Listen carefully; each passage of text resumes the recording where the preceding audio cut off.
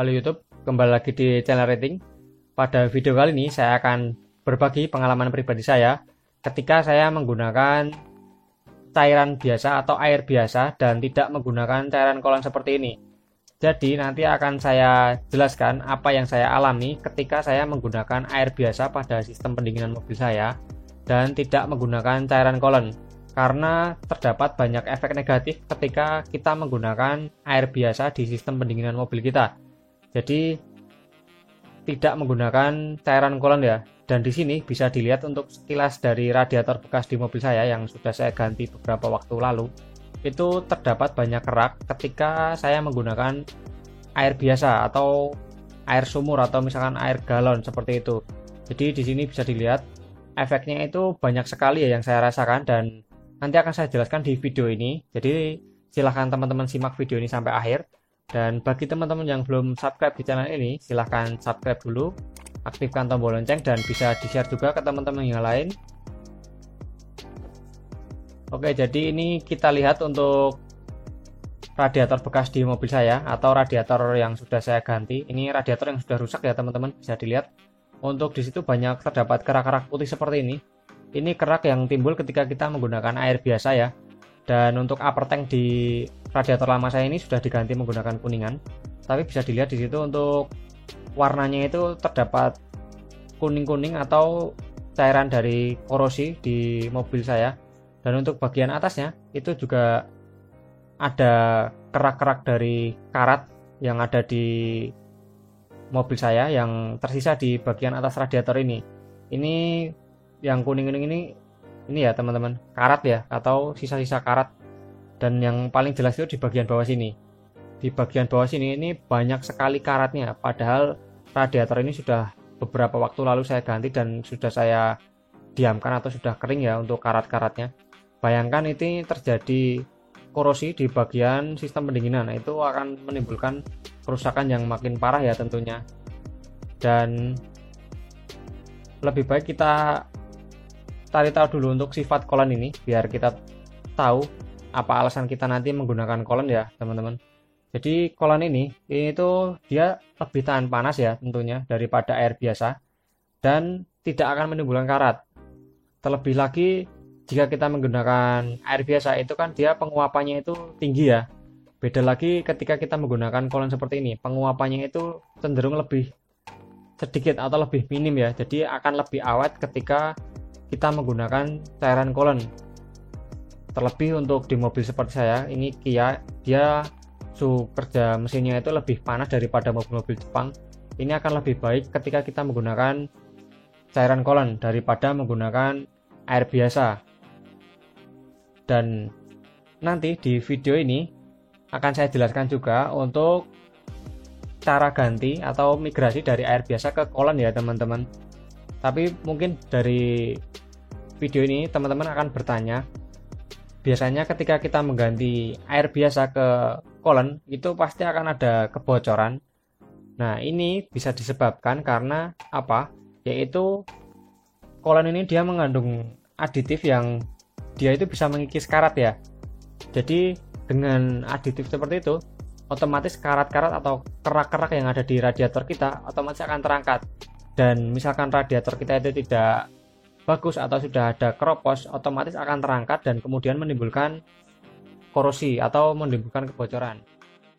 Ya, jadi kita bahas dulu untuk efek jangka panjang yang akan timbul ketika kita itu menggunakan air biasa dan tidak menggunakan kolon ya, seperti ini, air biasa seperti ini yang biasanya kita pakai untuk mengisi radiator di mobil kita. Dan nanti akan saya sebutkan atau jabarkan apa saja yang akan terjadi ketika kita menggunakan air biasa atau efeknya seperti apa. Yang pertama yang akan diserang itu biasanya radiator, karena di radiator ini di bagian kisi-kisi itu kan kecil ya atau sempit. Jadi ketika kita menggunakan air biasa otomatis akan terjadi sumbatan atau korosi di bagian kisi-kisinya ini yang nanti menimbulkan bumpet.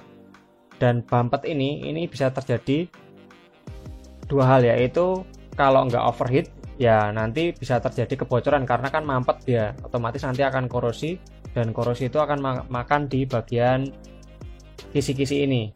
Biasanya akan kelihatan ketika kita membuka bagian upper tank, dan nanti ketika dites itu bisa kelihatan apakah radiator itu masih bagus atau terjadi kebocoran atau korosi seperti itu. Jadi biasanya kalau terjadi korosi bagian radiator ini akan dianjurkan untuk melakukan korok ya, atau pembersihan di bagian kisi-kisi. Untuk korosi biasanya ditandai di bagian atas, atau airnya itu akan berubah warna menjadi menguning seperti air korosi. Nanti teman-teman bisa melakukan cek di mobil teman-teman. Dan yang kedua yang akan terjadi ketika kita itu menggunakan air biasa, ini yang saya alami ya teman-teman, itu terjadi seperti ini. Ini untuk housing dari termostat, maksudnya housing dari water pump ini keropos ya, dan bisa dilihat di bagian impellernya ini atau kipasnya ini yang memompa air itu korosi ya teman-teman. Dan saya searching beberapa kali melihat juga, bahkan ada yang sampai di bagian impellernya ini dia habis karena termakan korosi ya. Bayangkan saja kalau korosinya itu berputar di bagian mesin mobil kita, dan otomatis akan menyumbat di mana-mana dan menimbulkan korosi di bagian dalam mobil kita atau water jacketnya. Misalkan ada plug koinnya, itu bisa juga menyebabkan korosi di bagian situ. Jadi ini efeknya itu panjang ya, mungkin tidak akan terasa ketika belum terlalu parah, tapi nanti ketika itu korosinya sudah menyeluruh atau bagian-bagian dalamnya korosi, itu nanti bisa menyebabkan overheat dan mungkin bisa terjadi banyak kebocoran juga karena efek dari korosi itu tadi. Jadi akan kita bahas untuk tips migrasi dari air biasa ke coolant. Tentunya ini sangat penting ya teman-teman, karena biasanya kita itu hanya langsung mengganti saja dari air biasa ke coolant. Yang banyak orang mengalami itu akan terjadi banyak kebocoran karena otomatis korosi atau karat-karat yang menyumbat itu akan terkikis oleh aditif dari cairan coolant ya teman-teman. Jadi yang harus pertama kita perhatikan yaitu kita cek dulu apakah ada karat atau tidak. Jadi bisa dicek di sini. Kalau misalkan tidak ada indikasi karat di bagian mobil teman-teman atau airnya itu masih tetap bening, itu bisa teman-teman langsung ganti saja untuk cairan radiatornya menggunakan coolant, atau dikuras dulu ya teman-teman, dikuras dulu semuanya sampai benar-benar bersih. Kemudian silahkan teman-teman langsung mengganti saja menggunakan coolant. Itu syaratnya tidak ada indikasi karat ya di air radiatornya. Jadi kalau airnya radiator itu masih terlihat bening, itu bisa teman-teman langsung ganti saja menggunakan coolant. Atau jika teman-teman tidak yakin, silahkan teman-teman korok dulu radiatornya biar teman-teman lebih nyaman ya, atau lebih pasti aja. Jadi opsinya seperti itu, bisa teman-teman lakukan korok dulu kalau misalkan teman-teman ragu dari sistem pendinginan mobil teman-teman. Dan yang kedua, jika terdapat karat atau di bagian sini, biasanya saya ngecek di bagian tutup radiator sini terdapat warna kuning bagian air radiatornya, silahkan teman-teman langsung saja melakukan korok radiator. Itu fungsinya untuk pengecekan atau langsung membersihkan bagian-bagian radiator yang tersumbat ya teman-teman, karena biasanya kalau banyak karat itu terdapat banyak sumbatan juga di bagian radiatornya.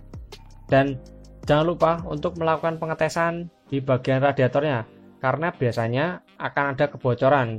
Jadi kalau misalkan radiator teman-teman sudah dicek, itu biasanya akan ketahuan apakah radiator itu masih bagus atau tidak, apakah ada kebocoran atau tidak. Jadi nanti bisa dicek menggunakan pressure test ataupun biasanya menggunakan kompresor ya. Kalau di tukang-tukang radiator nanti bisa diserahkan ke tukang radiator saja kalau bagian radiatornya ini. Nanti untuk pemasangan sebenarnya gampang di mobil-mobil, apalagi di mobil seperti saya ini. Dan kemudian yang ketiga, itu ketika mobil kita itu sudah berumur atau sudah tua, itu silahkan teman-teman bersihkan dulu di bagian water jacket atau di bagian dalam mesinnya, itu dengan cara flashing ya. Karena kan di sistem pendinginan mobil itu di bagian dalam itu terdapat juga plug coin, itu yang biasanya akan timbul karat ketika kita menggunakan air biasa. Dan sebelum teman-teman migrasi ke Coolant untuk mobil-mobil tua, baiknya silahkan teman-teman flashing dulu menggunakan cairan flashing, biasanya itu juga bisa.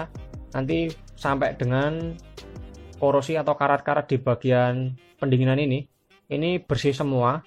Jadi dipastikan bersih semua atau sudah bening ya untuk cairan flashingnya itu. Biasanya kalau saya flashingnya itu menggunakan Citroen, tapi itu tidak dianjurkan ya, mendingan teman-teman pakai cairan flashing aja kalau mau lebih aman. Dan jika teman-teman sudah menggunakan Coolant, itu teman-teman tetap harus melakukan perawatan rutin. Misalkan cairan radiator ini berkurang atau Coolant ini berkurang, silakan teman-teman tambah. Nanti untuk penambahan tetap harus menggunakan Coolant ya. Itu penambahan biasanya kalau tidak ada masalah langsung bisa di bagian sini atau di bagian reservoir. Jadi kalau radiator teman-teman normal, sistem pendinginan normal, nambahnya itu langsung di bagian reservoir aja, dan di bagian tutup radiator biasanya tidak akan berkurang kalau sistem pendinginan di mobil kita itu masih normal. Dan nanti bisa teman-teman juga lakukan penggantian rutin atau biasanya jangkanya itu 70 km untuk cairan Coolant ini, karena cairan Coolant biasanya harus kita ganti itu jangkanya yaitu tadi 70 km, 70.000 km maksud saya. Jadi harus teman-teman ganti biar cairan radiator atau Coolantnya ini dalam kondisi baik ya tentunya. Jadi untuk pendinginan di mobilnya itu biar maksimal atau tidak kadaluarsa seperti itu teman-teman. Jadi seperti tadi untuk efek yang akan timbul ketika kita menggunakan air biasa atau yang saya alami, dan ini saya sharingkan ke teman-teman. Dan itu untuk radiator bekas di mobil saya ya. Itu saya pakai merek itu. Dan sekian video dari saya, semoga video ini bermanfaat. Terima kasih sudah menonton.